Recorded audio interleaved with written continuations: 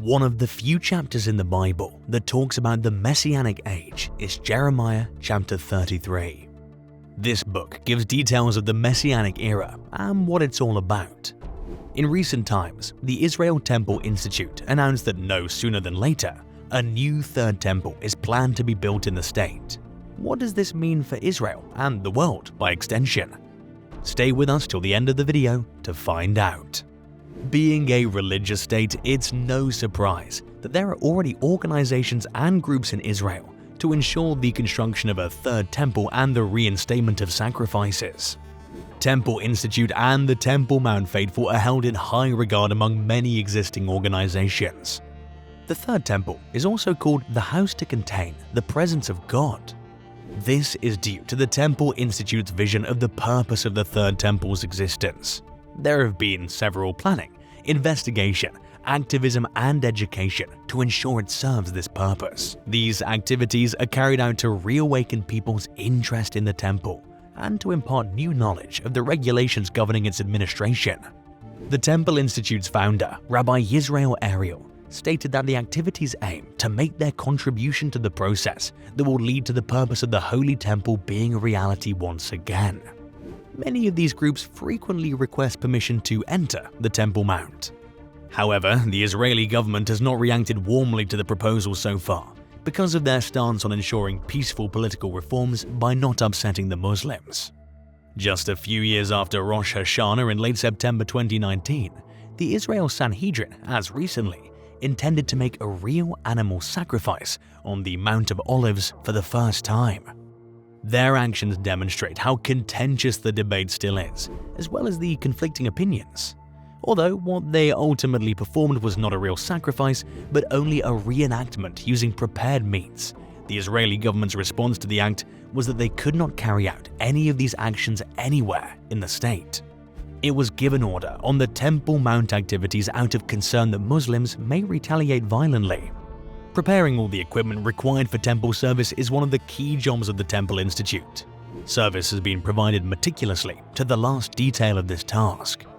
The three most recent components used to rebuild the temple are already on display at the Temple Institute and were created precisely following biblical specifications.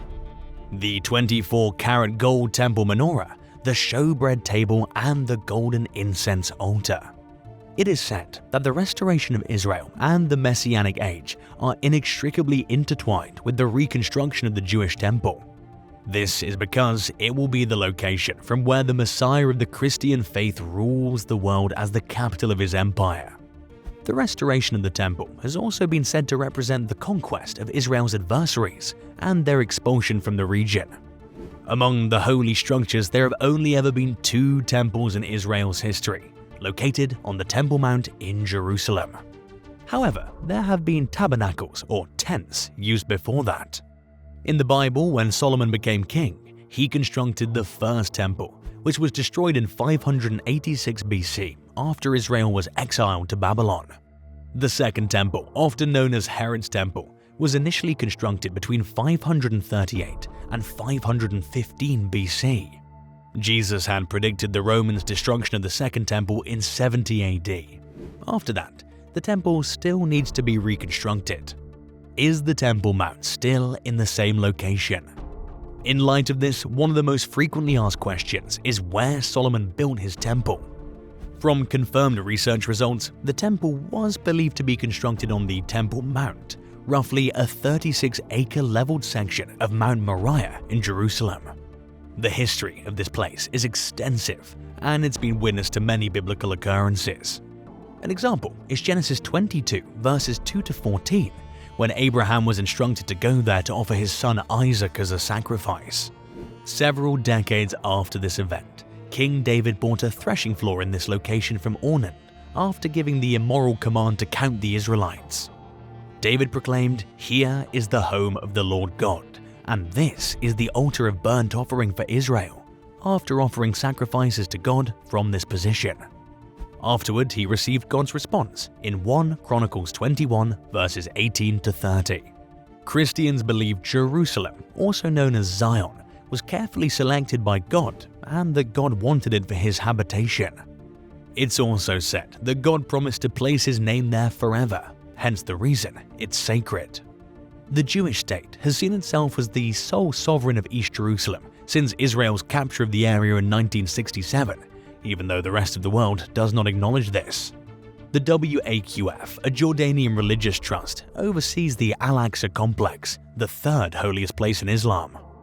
According to the historical status quo that Israel has formally maintained since the Ottoman Empire, only Muslims can pray there. The foundation stone is kept in the Dome of the Rock, which is in the center and has been observing the old city for 13 centuries. Muslims believe the Prophet Muhammad ascended to heaven from this place. In the Muslim monument records, the Dome of the Rock was erected on the Jewish Temple Mount in 691 AD. Around 705 AD, a mosque was established and rebuilt multiple times. The current Al-Aqsa Mosque was built in 1033. The major conflict on the structure is that since Jews will never construct the temple somewhere other than the actual Temple Mount, it cannot be done until Muslim structures are demolished or Muslims relinquish sovereignty of the Temple Mount. This is most likely impossible, or the third temple would have already been constructed without those Muslim constructions. When Alexander the Great's empire fell, his generals divided it into 4 smaller empires. The Seleucid Empire saw the reign of a monarch called Antiochus Epiphanes. In his reign, Antiochus Epiphanes governed the Jews but forbade the worship of the true God. Instead, he offered unclean sacrifices to pagan gods and enabled idolatry. However, from past time, Jesus Christ already foretold that this occurrence would come to pass, explaining that the daily sacrifices would once more be stopped by an oppressive tyrant, a king of the north, in the end times. Furthermore, according to Daniel, in Daniel 12 verse 9, these occurrences are expected to happen at the time of the end. Verse 11 of the chapter states that there shall be 1,290 days from when the daily sacrifice is taken away. This stop of sacrifice is believed to symbolize the abomination of desolation. It signifies a countdown to the second coming of Jesus Christ. The daily sacrifices must be practiced again for them to be discontinued. Due to this, the temple institutes activities and energized plans to commence sacrifices. Without rebuilding in the area deemed the holiest, or at the very least, a sacred location on the Temple Mount, it doesn't seem like the Jews would start offering sacrifices again. Only the Temple Mount can construct the Jewish holiest of holies. There are Jews in Jerusalem right now who know the precise location of the Temple Mount where the holiest of holies must be placed. Such events can only take place in one location. It means the Jews do not believe they can relocate the holiest of holies from its original location. They must put it back where God put it. Not surprisingly, when 5 red heifers were brought from Texas to Israel to fulfill the conditions for restarting temporal sacrifices, the Temple Institute made headlines and caused huge controversy on faith and practices. It was reported that the 5 spotless young unbred female cows were donated by a Christian organization in Texas to be offered as a sacrifice. It's not by chance that these animals were donated. It was said to be in obedience to God's commandment of a sacrifice of a heifer, whose ashes would be used for water cleansing required to cleanse the priests before they could offer sacrifices. It is confirmed that the book of Numbers 19 verses 2 to 10 is where the requirement originates. It's not a common fact, but in the past, finding a red heifer with imperfections was challenging, making it rare and valuable. It's ironic, however, that a Christian organization is providing red heifers to Israel. This is because red heifers are seen by Jews as a means of purifying priests so they can make sacrifices in a future temple in anticipation of what they believe would be the first appearance of the Messiah. To justify the donation, it's argued in their interpretation of 2 Thessalonians 2 verse 4 that some Christian organizations believe that the third temple must be constructed for the man of sin to live there. To hasten the end-time events, they gave the red heifers to the Jews. Unfortunately, the rapid fulfillment they seek will mostly be damaging to Jews and the rest of humanity. When is the third temple going to be built? An account of a vision of a future temple can be found in Ezekiel 40-48. Before the second temple was built, and after the first temple was destroyed, the vision was recorded. Because the Second Temple lacked the structural characteristics Ezekiel foresaw, it did not fulfill this vision. Some, therefore, conclude that a temple will be constructed in Jerusalem before Christ's second coming, by tying this with the prophecy of the sacrifices being discontinued. The Third Temple is yet to be built, but recent events have made it very clear it will happen very soon. The legitimacy of these events has scriptural backing, as many have argued what the Bible says regarding a Third Temple. This is because temples have played a significant role in the history of the ancient Israelites, especially the Jews and Israelis. These are the two recent events with scriptural references to a Third Temple, even though the biblical texts are sometimes more complex than we would want. Inaccurate statements have been released by some prophecy students who believe that fulfilling an end-time prophecy requires the construction of a Third Temple in Jerusalem. However, it should be understood that it's not far-fetched that the construction of a Third Temple in Jerusalem before Christ's second coming is only sometimes a clear-cut prophetic sign meant to be fulfilled. The restoration of sacrifices in Jerusalem has been deemed a necessity. All that's needed is an altar and not a finished temple.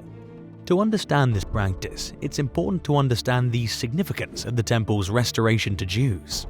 All Jews, either Orthodox, Conservative, or Reform, have continued to seek the Messiah.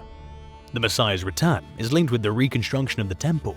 The outcome of the sacrifices is only a secondary sign. Restoring the temple is simply a sign of the coming of the Messiah. It's common knowledge among the Jews that the temple cannot be rebuilt unless they have full authority over the Temple Mount. According to their faith, whoever holds power over the Temple Mount will also have power over Jerusalem and all of Israel. Jews see the rebuilding of the temple as necessary to declare victory over their enemies. This is used as a means to assert their dominance. The Jewish temple's reconstruction is the pinnacle of global bragging rights. Do you believe the building of the Third Temple is a trigger for the apocalypse? Drop your thoughts in the comment section. Be sure to like, subscribe, and click on the notification bell to receive updates on new videos.